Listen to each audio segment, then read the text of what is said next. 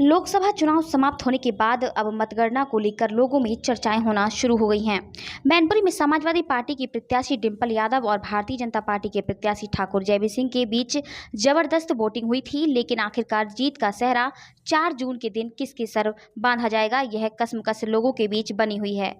नगर के उद्योगपति, युवा, व्यवसाय और हाल ही में भारतीय जनता पार्टी के सदस्यता लेने वाले विनीत यादव वोटों को भारतीय जनता पार्टी के समर्थन में डलवाने का आश्वासन दिया था। विनीत यादव ने पत्रकारों से वार्ता की और उन्होंने मतगणना को लेकर साथ ही हार और जीत को लेकर क्या कुछ बताया, यह जरा आप भी सुनिए। तो आपको बता दें, हमने पार्टी का समर्थन नहीं किया, हम पार्टी खुद सिपाही है।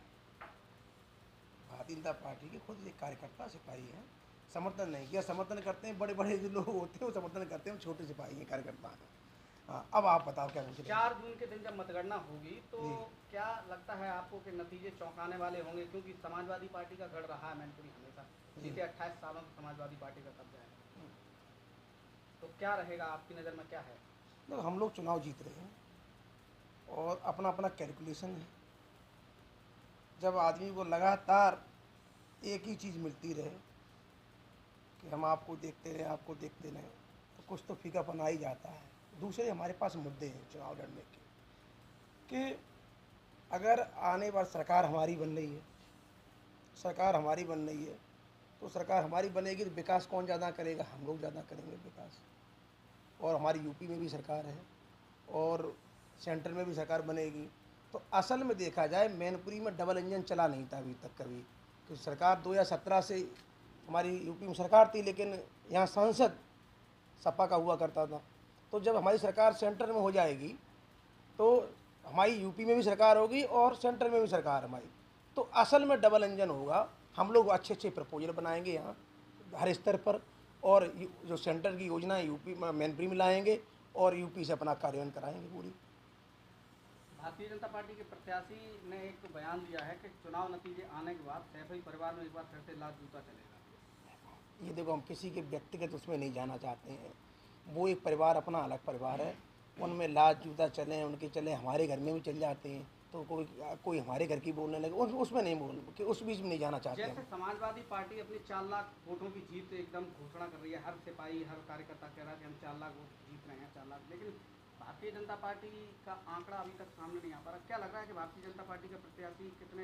अच्छा, एक चीज़ बताएं आपको, वो अपनी 4 लाख की जीत तो कह रहे हैं, हम भी तो कह रहे हैं 400 पार, हमारी क्यों नहीं मान रही? जैसे वो 400 पार हमारी नहीं मान रहे, हम उनकी 4 लाख नहीं मान रहे, ऐसा बराबर। तो क्या मानते हैं कि इस बार भारतीय जनता पार्टी इस अवैध किले को भेज पाएगी? किला कहाँ बचा है? किला किसी राजा का रहा है, सारे किले खत्म हो चुके हैं। किले की बात मत किया करो, ये बात किया करो कि यहाँ जनप्रतिनिधि सपा का रहेगा या भाजपा का रहेगा। किले की कहानी खत्म हो चुकी है, जनता के प्रतिनिधि है, जनता जिसको चुनेगी वो प्रतिनिधि बनेगा यहाँ। कुछ लोगों का मानना ये भी है कि डिंपल यादव जो हैं वो उनको सिंपैथी का वोट मिला था, इसलिए उपचुनाव में इतनी बम्पर जीत हो गई इस बार। और डिंपल यादव ने कभी कोई आम चुनाव जीता नहीं, पहली बार आम चुनाव लड़ रही हैं ना। ट्रैक रिकॉर्ड तो यही कहता है कि दूसरा चुनाव उन्होंने नहीं जीता। और पहली बात जो आपने कही कि सिंपैथी वाली बात, सिंपैथी माने नेताजी से रही है लोगों की, क्योंकि उन्होंने का लगाव काफ़ी जनता से रहा है। ये लोग क्या है, ये लोग जनता के बीच में नहीं आए। इस बार इन्हें लगा कि हमारा साम्राज्य ध्वस्त हो रहा है, तभी जनता के बीच में आए थे। अब देखो आगे क्या जनता डिसीजन लेगी वो होगा।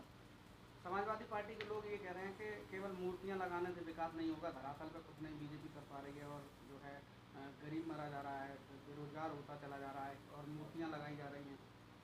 इसको लेकर आप क्या कहें? अच्छा, मूर्ति के आसमान में लग रही हैं, वो भी धरातल पे ही तो लग रही हैं। जो मूर्तियाँ लग रही हैं आसमान में तो नहीं लग रही हैं, धरातल पर लग रही हैं। कहीं ना कहीं चौराहे का विकास हो रहा है। अगर चौराहे उल्टे सीधे पड़े होते तो अच्छे नहीं लगते, मूर्ति लग गई तो खूबसूरत लग रही है, उससे संदेश मिलता है, हमें प्रेरणा मिलती है। एक किताब जो हम लोग किताबों में अंदर पढ़ते हैं, वो चेहरे मूर्ति के रूप में उसको पढ़ लेते हैं, देख लेते हैं। ये भी मानसिक विकास तो हो ही रहा है कम से कम।